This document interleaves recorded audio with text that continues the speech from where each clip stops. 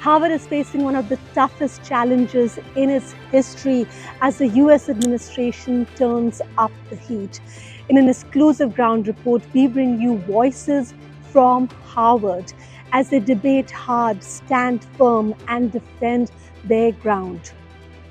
Out of Harvard Yard, we're joined by Amir Dudley, who is going to be graduating from Harvard tomorrow, actually. But you are here at Harvard Yard watching all these students, have their commencement and graduate. What does it feel like to be a student at Harvard at this time? It's surreal. There's a lot going on in the news, a lot of headlines, so it's a little bit of a tense time, but at the same time, it's definitely like we're celebrating. We're celebrating, putting in a lot of hard work, and we deserve to celebrate that. So yeah.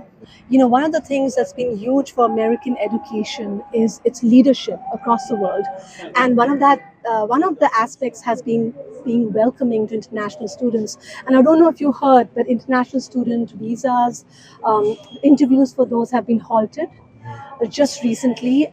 That means there's less chance of international students showing up at Harvard.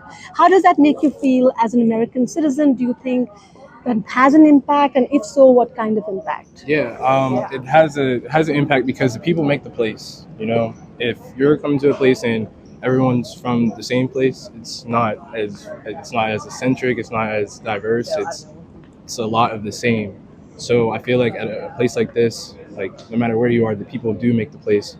Having different places and having different people to make that place is extremely important. I feel like it's something that should be reviewed and something that people should definitely 100% take a step back and beside yourself and where you're at, think about all the different opportunities that are being held from others and so on and so forth. Yeah. Now, you've studied psychology, right?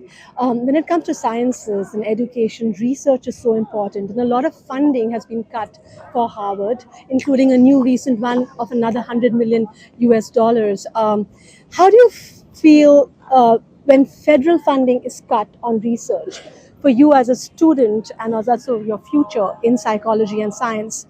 What impact can that have? Yeah, And does that worry you? it definitely does worry me. At the end of the day, I'm first generation Ivy League student, so I didn't come in with the money that some of the other kids here have that, and I can't complain. I was funded very, very generously, so I'm thankful for that. But I feel like for the future generations, it's doing more harm than good, and I feel like they should have that opportunity. And it's a bit disappointing to say the least. And I hope that they change their mind on that and it's reviewed for sure. So far, Harvard, the institution of Harvard is standing up to some of what President Donald Trump is trying to do to them, and there's so many cases now in court. So how do you feel about Harvard's overall response in terms of trying to maintain its independence and how they choose their student body? Yeah, integrity is a huge part of what we're taught. Harvard is supposed to be a place for great people, and at the end of the day, integrity is one of the greatest characteristics that a single person can have. So I feel like having that integrity and standing by your students and not necessarily just giving into the tyranny, taking a step forward and kind of standing up for your students is something that's huge, and I feel like Harvard's doing a good job of that, and I hope they continue to do so. We now have a computer science student with us, Amulya Garamelia, who will be graduating also from Harvard this year, tomorrow actually. How are you feeling? I feel incredibly grateful, not only to all my professors and teachers and my friends, but also my family members who made immense sacrifices for me to even be here. Like my dad's from a rural village, my mom is also from India, so they both immigrated here and they left their home that they knew to come here, so I could be born here and go to Harvard, and they also sacrificed a lot of fun and a lot of years of their life and a lot of other things like raising me. So for that all, I'm really grateful. It's only thanks to them and my family that I could be here. But it also must have been an incredible amount of hard work for you. It's not easy to get into a university like Harvard, right? So how does that feel for you personally as well? It definitely feels like an accomplishment, but this is just one step on the road moving forward. I feel, again, like I'm just grateful to everyone who enabled, like, I don't know, I think you can work hard on a lot of different things. I'm really grateful that my family enabled me to work hard on things that I really care about, instead of, anything else that, that I could spend my time on. Now, I'm guessing you were born here, and you Yeah. said your parents are from India, right? A lot of international students at Harvard, but now there's so much question around their future at Harvard because there's a chance that international students are no longer allowed.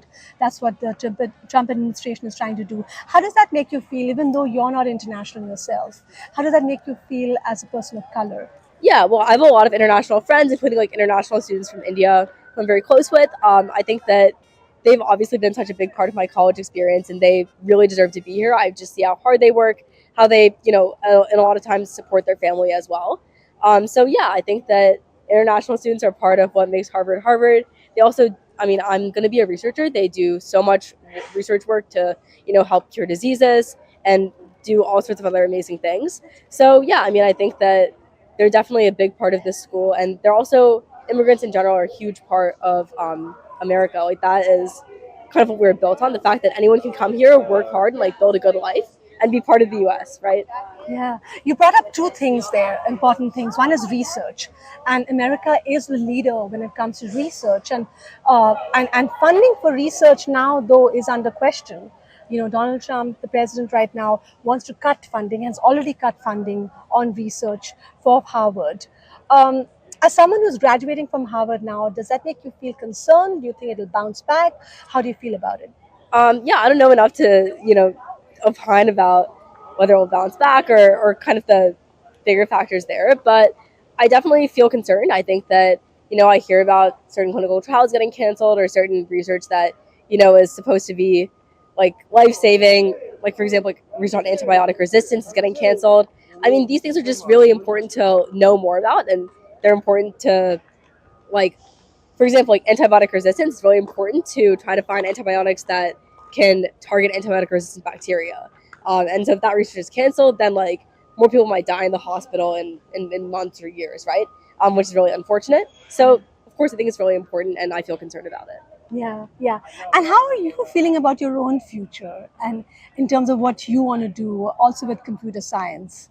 Yeah, so I'm hopefully going to be doing some work in computational biology. I think computer science has obviously a lot of promise to transform like how we ask questions, but yeah, I'm really looking forward to researching some interesting questions about aging, and hopefully using computation in an interesting way there. Here at Harvard University, the center of a growing crisis in American academia, but also a very exciting time for many of the students here who are graduating from all the various different schools.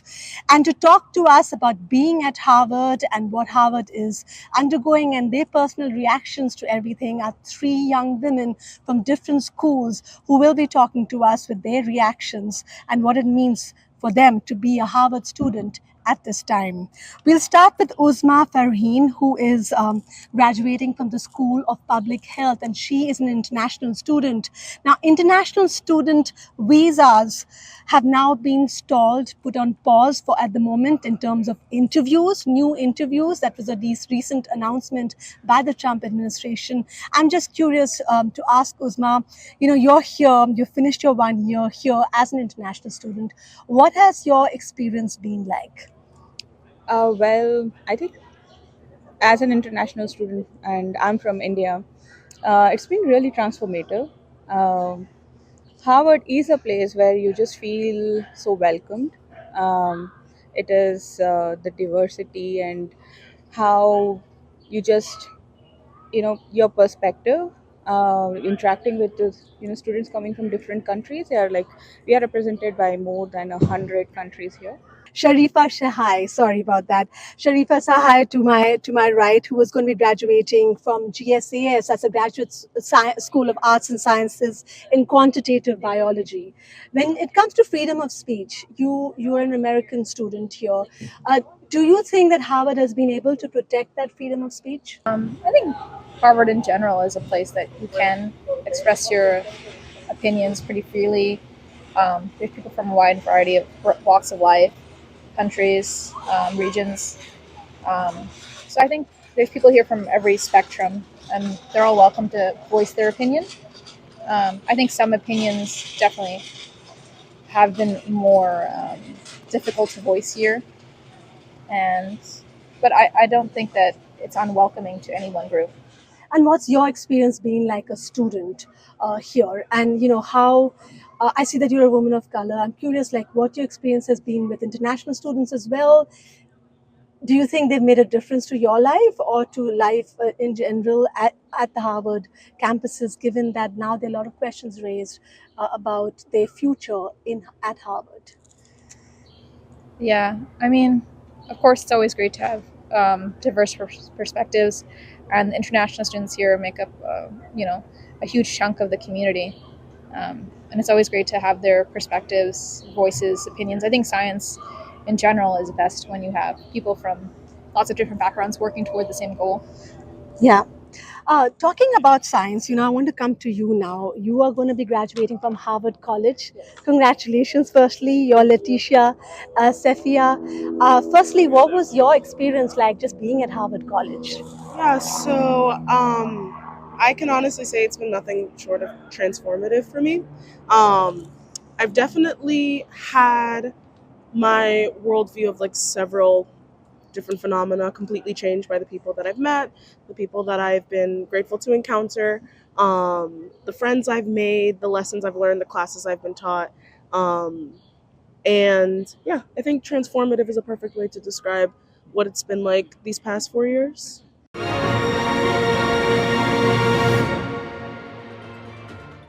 And now here's an interview by Gauri Dwivedi, my colleague, who's done an interview with Ryan Holiday, a master's student at Harvard Kennedy School.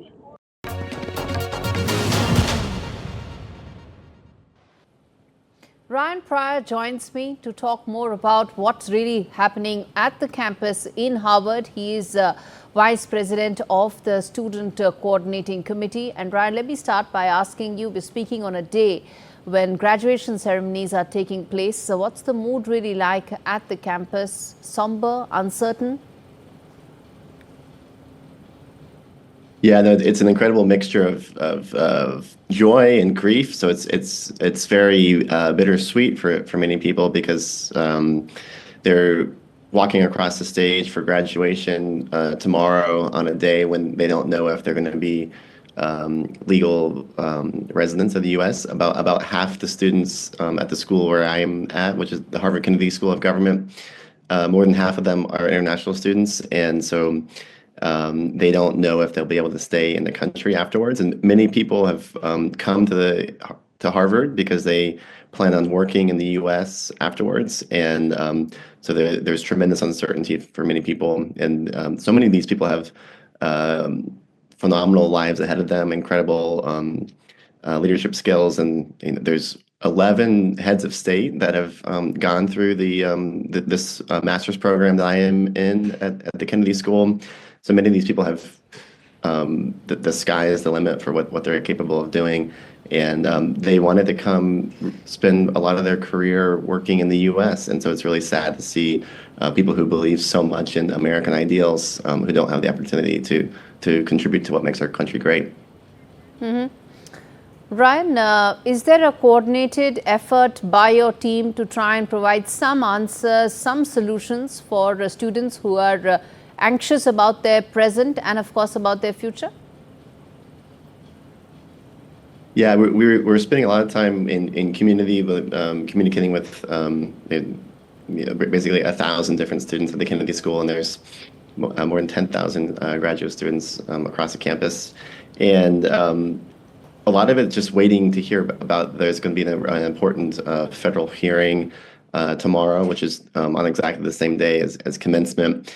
We're hoping that so Harvard has sued the federal government, and we're hoping that as the first part of that lawsuit is heard on Thursday, that could result in at least a short-term win for Harvard that could extend the runway for many of these students. And but for right now, I think it's to spend time with family and try to drink in the joy of the occasion. Of many people have spent 5 or 10 years trying to prepare themselves to come to Harvard, and this is the culmination of an incredible accomplishment for so many people. So I think leaning into the joy of this moment is probably the most important thing, and being with family is a great joy, and many people are showing their families the tours of the campus and getting to meet so many different classmates. So that's a really positive thing that everyone's experiencing right now. And then in terms of it's very tricky with the immigration status, not knowing exactly the mechanisms by which these visas might get revoked. A lot of new visas are not being granted. We know that's happening in countries, in a lot of different countries.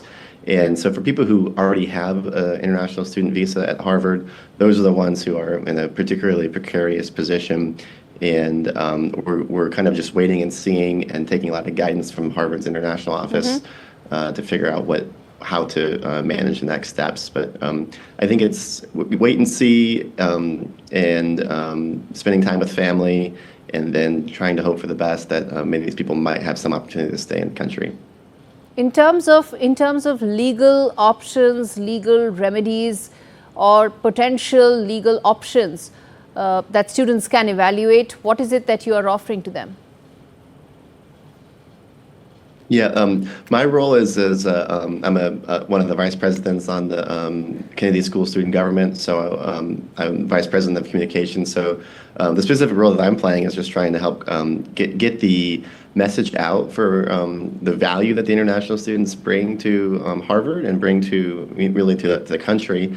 And I was a journalist at CNN prior to coming to grad school, so I've been connecting a lot of the students here with TV networks who can give voice to what they're experiencing. And I want the world to really know that as a U.S. citizen, I've probably been at no other point have I been more proud to be an American than being in community with students from 96 different countries, all of whom really uphold the best in what America's ideals are, and who believe in what this country means. And so I want their predicament to be shown, but I also want to show what phenomenal leaders so many of them are, and how profoundly lucky we should all feel as Americans to have them here in the country.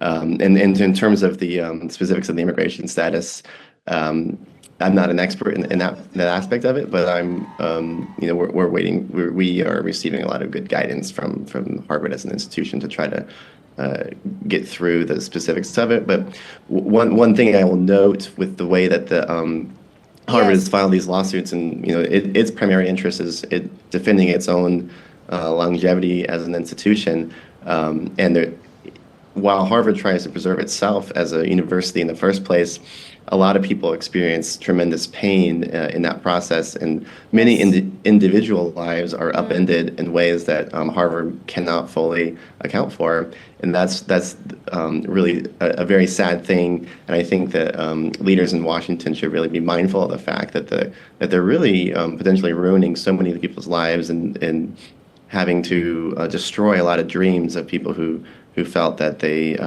have been such high achievers their entire life, and we should be lucky to have those people in this country.